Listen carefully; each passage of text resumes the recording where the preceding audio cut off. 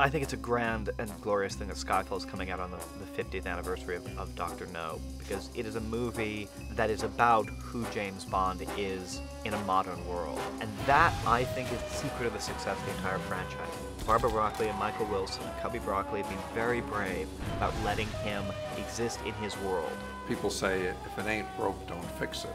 That's probably a formula for complacency in our business, which can lead to the end of the series. So I think we're always looking for ways to give it new life and to rejuvenate it. I sat down with Sam and we talked about Bond. We talked about Live and Let Die being our first Bond movie we saw in the cinema. We talked about the early movies. We talked about Goldfinger. And I felt an immediate connection to somebody who had exactly the same enthusiasm and respect for it that I did.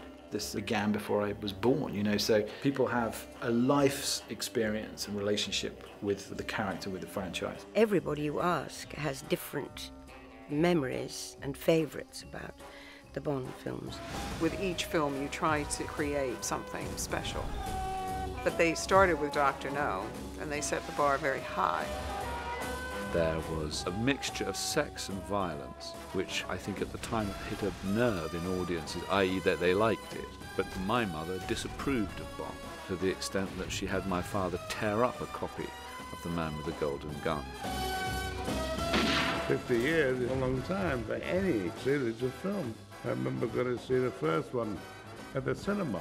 Who would have thought 50 years later they're still doing it? It's marvelous. First rule of show business, know your audience. And Cubby, he knew the audience for a Bond film. He knew what they were expecting, and he knew how to deliver it, and we just keep trying to do what he did.